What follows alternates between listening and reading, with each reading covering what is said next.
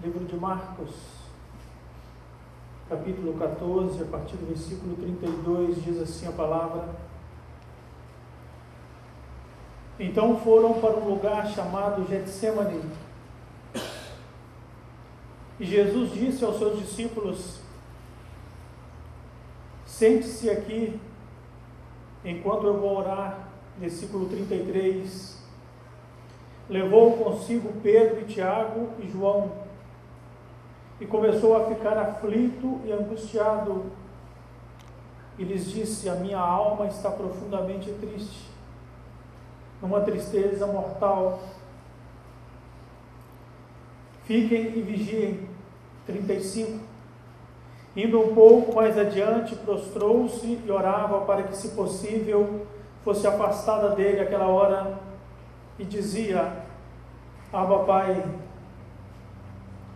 tudo te é possível, afasta-te de mim este cálice, contudo não seja o que eu quero, mas sim o que tu queres. Amém. Somente até aqui, poder se assentar. Eu gostaria que você fechasse seus olhos. Vamos orar ao Senhor. Pai amado, bendito Deus, nós queremos te pedir perdão, Deus, por todas as coisas. O Senhor nos escolheu para estar aqui nesta noite, para estar aqui neste lugar. Nós precisamos ouvir a Tua voz nesta noite, Senhor. A Tua palavra precisa ser ministrada aos nossos corações. Nós clamamos para que o Teu Espírito venha fluir sobre as nossas vidas, revelando a Tua palavra, Senhor. Que ela penetre a nossa mente, os nossos corações, que ela invada a nossa alma, Deus, para que possamos, Senhor, ser impactados pela Tua presença. Que essa palavra tão preciosa possa ser fincada em nossos corações. Amém. Aleluia. E amém, Jesus. Livro de Marcos, capítulo 14. Jesus estava no Getsêmani e ele estava muito aflito, porque a palavra diz que havia sentimentos no coração, na vida de Cristo. O Salvador tinha ido, ele deixa a casa do Pai, ele deixa a eternidade, o céu, e vem à terra para salvar a humanidade. E como a palavra diz, havia aflição, havia tristeza, havia angústia, porque ele sabia que iria sofrer por um povo, ele sabia que teria que se entregar, e a palavra não apenas diz isso, mas ela diz mais adiante, que Cristo ainda diz, ele orava, se fosse possível, que se tudo aquilo tivesse realmente que acontecer. Diz assim no 35, indo um pouco mais adiante, ele deixa os discípulos, prostrou e orava para que, se possível, fosse afastada dele aquela hora e aquele sofrimento. E ele dizia: Abba, Pai. Jesus nunca quis deixar de cumprir os planos de Deus. Quando Jesus vem à terra, ele sabia exatamente o que ele iria enfrentar. Mas como homem, ele vendo que iria sofrer tanto, ele vendo que iria passar por tantas aflições, e ele então coloca-se diante de Deus, e se fosse preciso, se realmente ele teria que passar por tudo aquilo, então nós já aprendemos algo nessa passagem. Jesus estava disposto a morrer por um povo, ele, e Jesus estava convicto daquilo. Aquele sofrimento não estava abalando Cristo, mas aquele sofrimento estava trazendo ao seu coração, à sua alma, e o deixava angustiado, porque ele ia sofrer profundamente, e não apenas sofrer as coisas materiais e carnais, mas a ausência de Deus estaria sobre a vida dele naquele momento. Quando Jesus vai à cruz, a presença de Deus havia sendo retirada da vida dele. O Pai haveria de olhar para outra direção, a não ser o Filho. É por isso que Jesus estava aflito, e ele já nos deixa um grande aprendizado nesse momento. Jesus sabia que quando a ira de Deus viesse sobre a vida dele naquela cruz, naquele momento, a ira de Deus sobre o pecado, e ele que carregava todo o pecado da humanidade, porque a palavra diz em João 3,16 que Deus amou o mundo de tal maneira. Deus amou cada ser humano nessa terra. O amor de Deus foi ao encontro de todo mundo. A voz de Deus ressoou através do mundo inteiro. E somente alguns, e somente um povo pôde, a palavra, a voz de Deus pôde penetrar. E a aflição de Cristo naquele momento era saber que a ira de Deus iria cair sobre aqueles que não estavam sobre a vida em Cristo. Jesus estava aflito. Havia preocupações no Salvador. Não era apenas um homem, era o Filho de Deus. E a palavra continua, versículo 43, do capítulo 14. Enquanto ele ainda falava, apareceu-lhe Judas, um dos 12. Com ele estava uma multidão armada de espadas e varas, enviada pelos chefes dos sacerdotes, mestres da lei e líderes religiosos. Versículo 44. O traidor havia combinado um sinal com eles: aquele a quem eu saudar com um beijo é ele. Prendam-o e levem-no em segurança. Dirigindo-se imediatamente a Jesus, Judas disse: Mestre, e o beijou. Os homens agarraram Jesus e o prenderam. Então um dos que estavam por perto puxou a espada e feriu o servo do sumo sacerdote, decepando-lhe a orelha. Versículo 48, disse Jesus: estou eu chefiando alguma rebelião para que vocês venham me prender com espadas e varas? Todos os dias eu estive com vocês ensinando no templo e vocês não me prenderam. Mas as Escrituras precisavam ser cumpridas. Jesus deixa a eternidade, deixa o céu e vem à terra. Ele vem cumprir tudo aquilo que a palavra estava dizendo.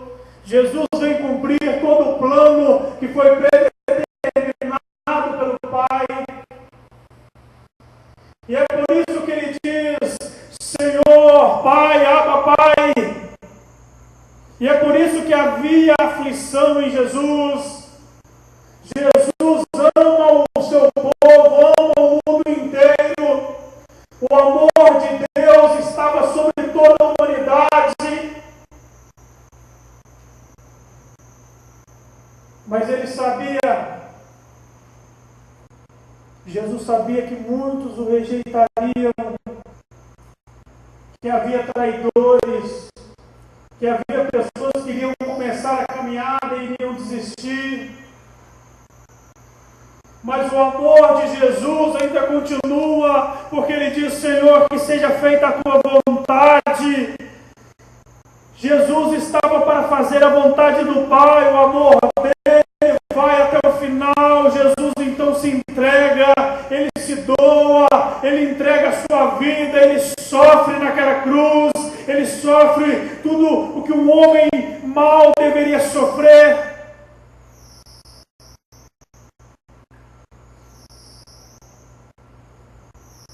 Para que eu e você tivéssemos vida,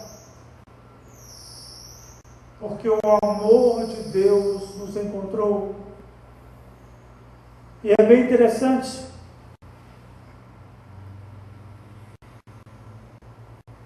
que quando Jesus estava aflito, e ele estava com seus amigos, os discípulos,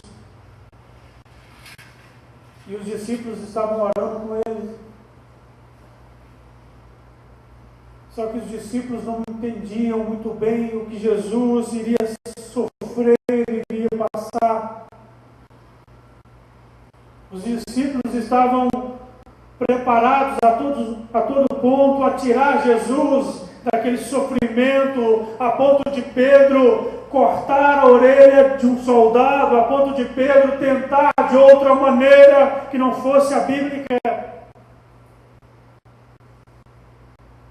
E Jesus é bem enfático quando ele diz que ele não veio causar uma rebelião, ele não veio trazer a justiça, não naquele momento, ele veio para salvar a humanidade, ele veio para perdoar homens, ele veio para perdoar a humanidade dos seus pecados. O amor de Deus é feito carne, o amor de Deus se encarna e vem à terra para que eu e você estivéssemos aqui nesta noite, para que nós pudéssemos adorá-lo. O amor de Deus encontra a sua igreja. Deus ama o seu povo. E aquele sofrimento que eu e você devemos sofrer, aquela morte que nós deveríamos enfrentar naquele momento, Jesus leva sobre si. A ira de Deus é descarregada sobre o seu filho. O pecado precisava ser extinto, o pecado precisava ser apagado. É por isso que nós podemos nascer de novo, é por isso que as nossas transgressões podem ser perdoadas, porque o Filho de Deus se entregou.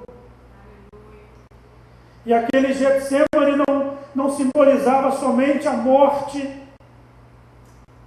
Aquele Getsemane, aqueles momentos que Jesus iria sofrer, iria padecer, não simbolizava apenas que um homem iria à sepultura, mas ele iria ressuscitar, ele iria trazer vida. É por isso que quando nós um dia morrermos, quando a morte um dia nos encontrar, ela não poderá nos tragar por completo, porque o Filho de Deus nos deu vida. O Filho de Deus nos deu a oportunidade de, depois da morte, vencê-la. E quando nós pensamos, quando nós começamos a analisar a vida de Jesus, tudo que ele sofreu, versículo 53, eu gostaria que a igreja acompanhasse, no capítulo 14.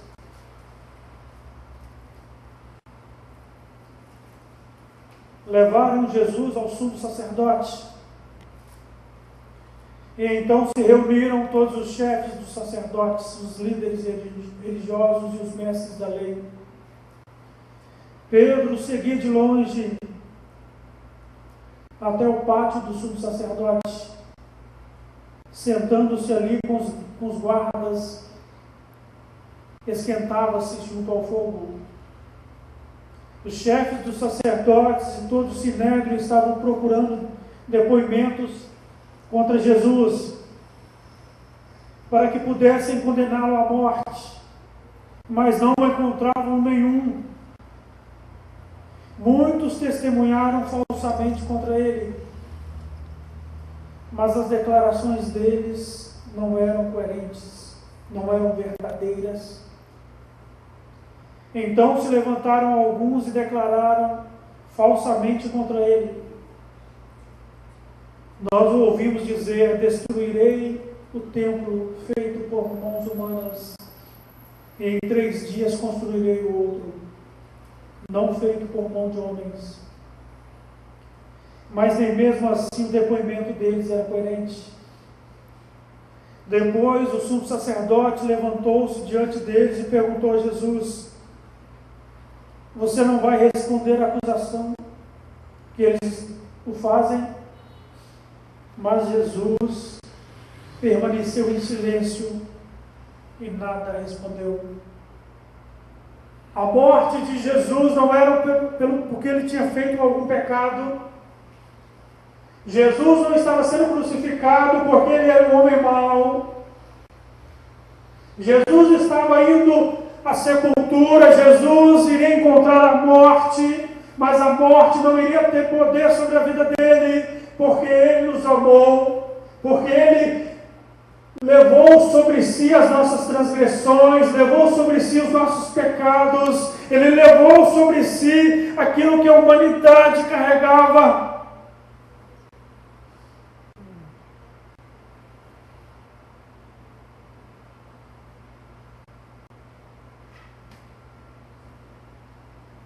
Jesus então se entrega.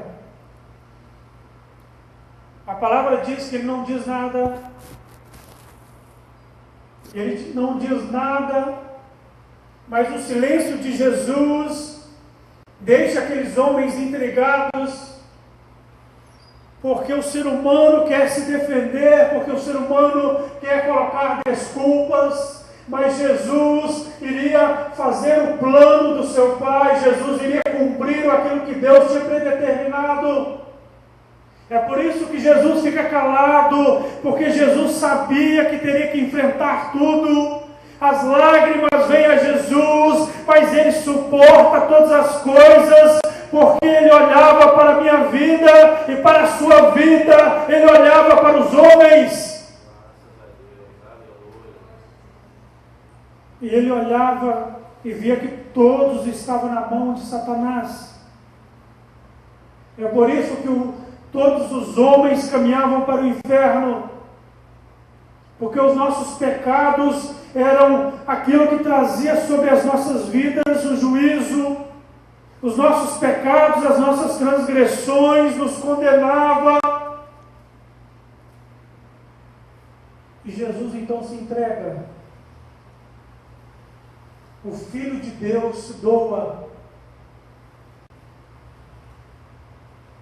E quando nós olhamos a vida de Jesus, e muitas vezes nós começamos a dar desculpas para não estarmos na casa de Deus, na presença de Deus. Mas quando nós olhamos tudo que ele teve que enfrentar, nós iremos enfrentar muitas coisas nessa terra, mas nós não poderíamos suportar o que Jesus suportou.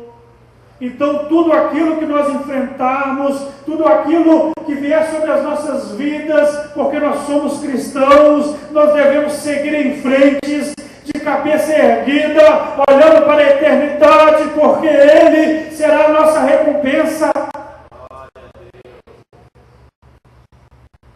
Porque Jesus, a palavra diz, eu gostaria que os irmãos fossem no livro de Apocalipse.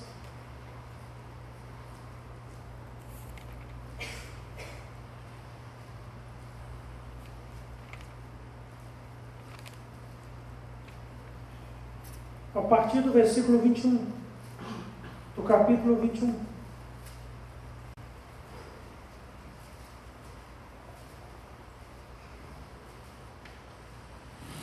Versículo 1.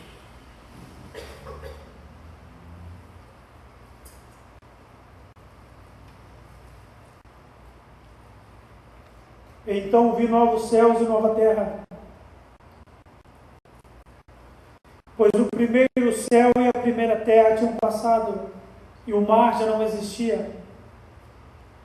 Eu vi a cidade santa, a nova Jerusalém, que descia do céu da parte de Deus, preparada como uma noiva adornada para o seu marido.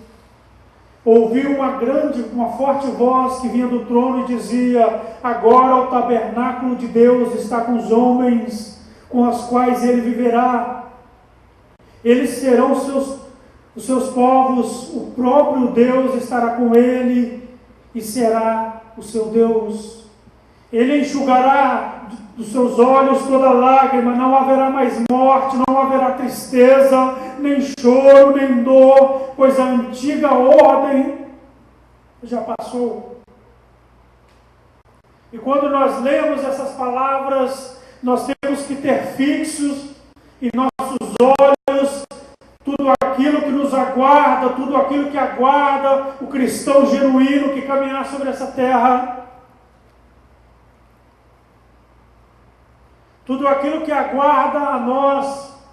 É por isso que nós devemos padecer muitas coisas, mas perseverar juntos, de mãos dadas uns com os outros.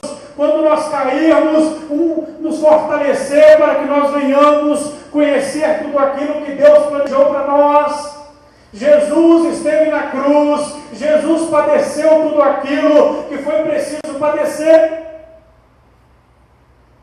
para que eu e você tivéssemos vida, para que hoje nós pudéssemos ser livres, porque a palavra de Deus diz que nós podemos ser livres do pecado quando o Senhor Jesus está sobre as nossas vidas. Porque quando Ele olha para o nosso passado, Ele já não vê mais nada, porque foi perdoado. Todos aqueles que se colocaram diante de Cristo, diante da cruz, que confessaram os seus pecados, que se entregaram a Jesus, não foi preciso nós passarmos tudo aquilo que Ele passou, toda a ira de Deus sendo derramada sobre um homem, toda a ira de Deus sendo derramada sobre a vida de Jesus, o Filho de Deus, por minha causa e por sua causa, porque Jesus estava preparando para nós coisas novas, coisas grandes, e é por isso que Ele diz: e eu não deixarei vocês sozinhos, mas eu vou preparar um lugar. Eu vou preparar a morada, eu vou preparar algo para a minha noiva, para o meu povo, para aquelas pessoas que eu escolhi, para aquelas pessoas que eu sofri, para aquelas pessoas que eu me entreguei, para aquelas pessoas que cada lágrima dos chicotes daqueles homens, Jesus suportava, porque Ele estava olhando para a minha vida e para a sua vida, Ele estava olhando para a sua igreja. E é isso que deu forças para que Ele vencesse. Ele olhou e viu que nós não suportaríamos. Ele viu e entendeu que tudo aquilo seria forte demais para nós. E então Ele nos compra. A palavra diz que quando Ele vence a morte, Ele vai ao inferno, Ele vai ao inferno dar a chave, Ele vai ao inferno vencer a morte, Ele vai ao inferno vencer o inimigo, Ele vai ao inferno dizer que o seu povo está selado, Ele vai ao inferno, Ele vai dizer que o seu povo não pode ser tocado, porque aqueles que Jesus separa para Ele, aqueles que Jesus compra para si, não podem se perder.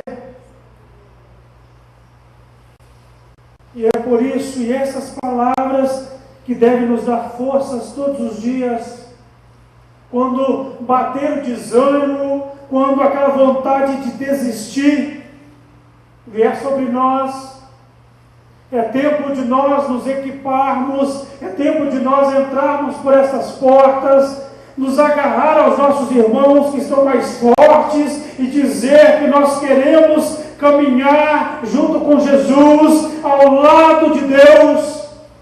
E é por isso que é tão importante nós reunirmos todos os domingos, toda quarta, porque cada dia Deus vai nos fortalecendo, cada dia os portões celestiais ficam mais claros, cada dia os nossos olhos se abrem. E diz assim, capítulo 22, versículo 17.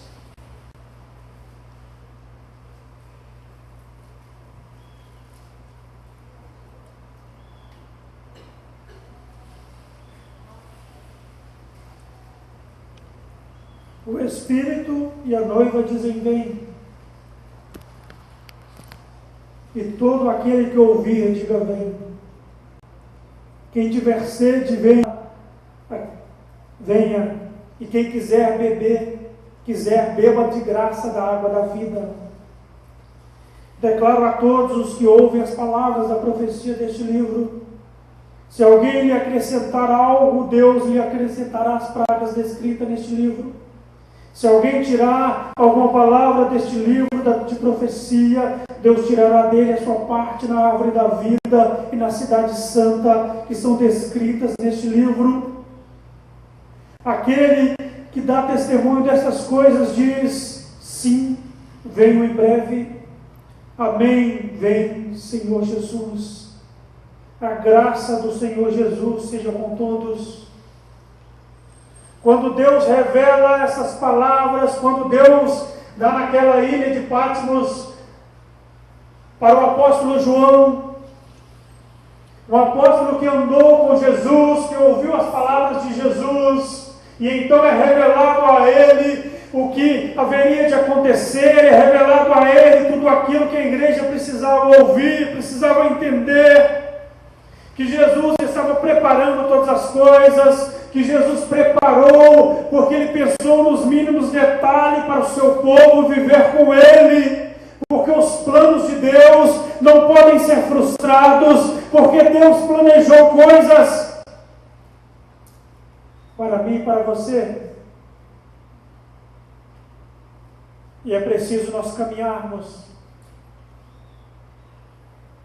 ainda que seja em lágrimas, ainda que seja através de muitas lutas, entrarmos por esses caminhos, abraçarmos essas palavras, este livro de profecias, essas palavras de vida, porque as pessoas lá fora não podem entender isso, as pessoas deste mundo não podem entender como é precioso ser salvo por Deus, as pessoas deste mundo não podem sorrir, mas um sorriso verdadeiro. As pessoas deste mundo não podem ter a paz que nós podemos ter. As pessoas deste mundo não podem ter a esperança que nós temos pela fé que o Salvador um dia virá, voltará e levará o seu povo. As pessoas deste mundo não podem entender porque nós nos reunimos para adorar um Deus que nós não podemos ver, mas nós podemos senti-lo, porque é algo profundo.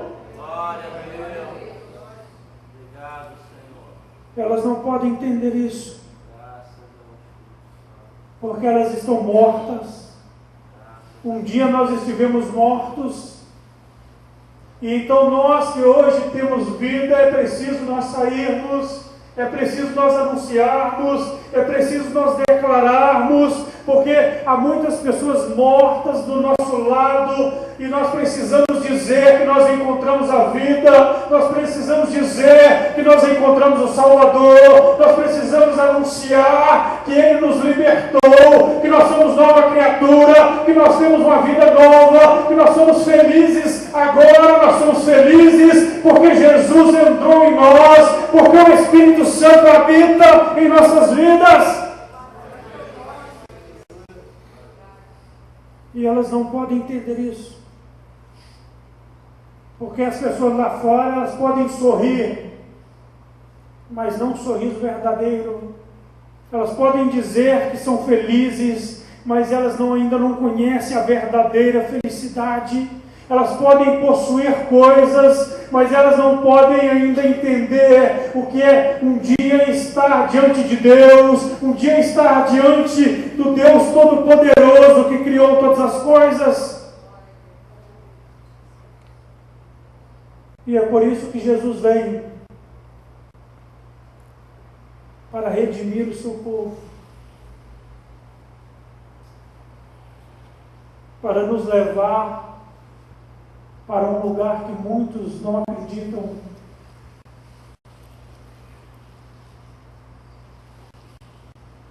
Muitas pessoas acreditam que nós um dia estaremos num lugar diferente.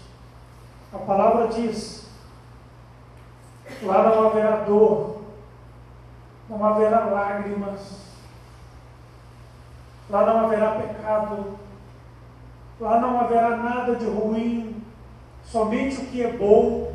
E é isso que tem que nos fortalecer, é isso que tem que estar cravado em nossas almas. Só assim nós iremos caminhar até o final, só assim nós iremos caminhar, estar diante deste caminho tão árduo, tão difícil, tão estreito, com tantos espinhos, e entrar por eles, ainda que em lágrimas, e ainda que todo ensanguentados, mas entrar felizes. E então a palavra diz que Deus nos dará um novo corpo, nós estaremos transformados, haverá um novo nome, haverá uma nova história, haverá algo que nós não podemos entender, algo que não podemos compreender. A palavra diz que quando Paulo diz que nós podemos apenas entender em partes,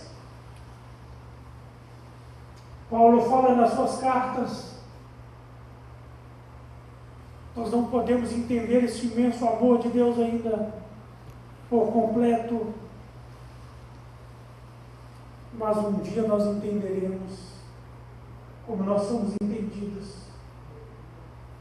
Um dia Jesus estará face a face conosco.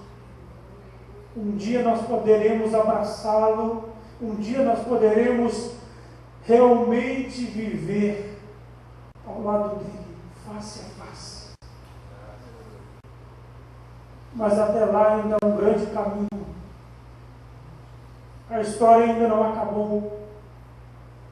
Paulo diz numa das suas cartas também: eu já estou sendo entregue, a minha vida já está acabando, mas eu percorri a carreira, eu guardei a fé, eu estou pronto para estar do lado do meu Salvador, da qual eu dediquei toda a minha vida. É por isso que é tão importante jovens deixarem suas vidas mundanas e seguir o Mestre. É por isso que você está há anos na presença de Deus, e valerá a pena tudo que você fez, toda a sua doação, todo o tempo que você entregou, tantas coisas que as pessoas não entendiam, mas havia uma fé, havia um acreditar em algo que nós não podemos dizer, que nós não podemos explicar. É por isso, eu gostaria que você fechasse seus olhos.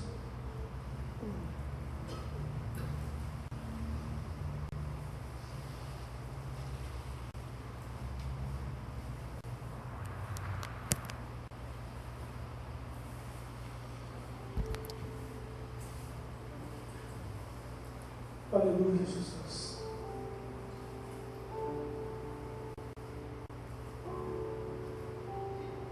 É muito mais do que palavras.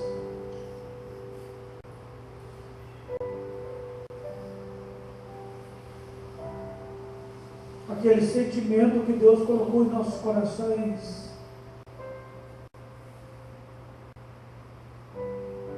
Aqueles sentimentos que outrora nós não entendíamos.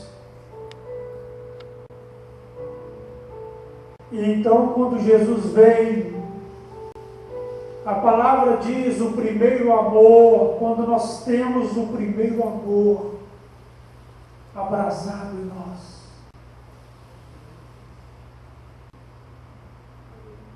e eu te convido a orar neste momento, Que o Senhor restaure em nós o primeiro amor. O primeiro amor às Escrituras. O primeiro amor à aliança que foi feita.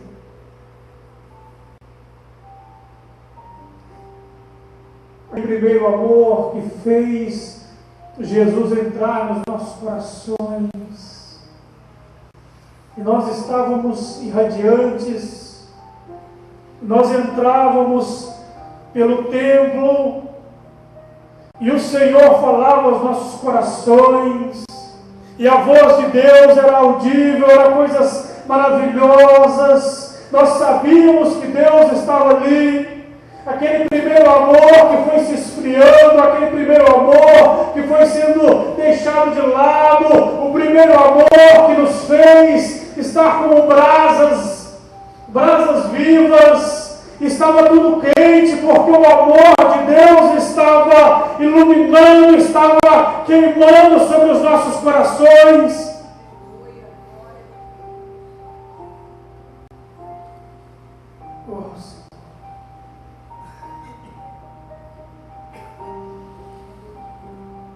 Nós te adoramos, Deus,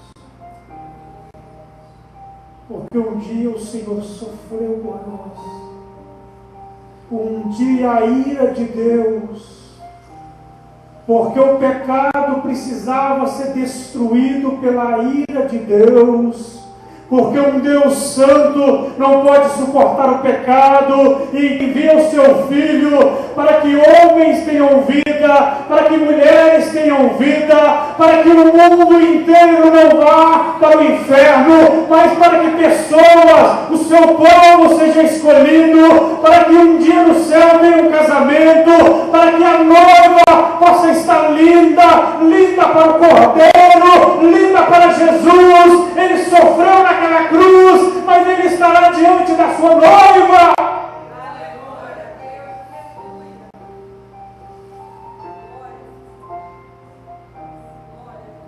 O amor de Deus.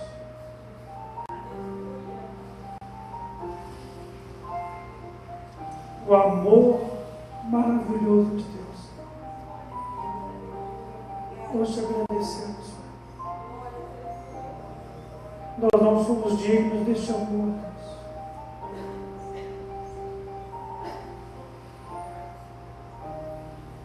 Mas um amor incondicional não quer nada em troca. Nós conhecemos um sentimento tão barato, tão frágil, mas a palavra diz que Deus nos amou. Ele não nos amou requerendo algo em troca, não. Ele apenas nos amou. Esse amor é um amor incondicional. Esse é um amor na qual nós não podemos entender por completo, porque ele é maravilhoso. O amor, Deus ama um povo ainda no pecado. Deus ama um povo destruído. Deus ama homens e mulheres mortas.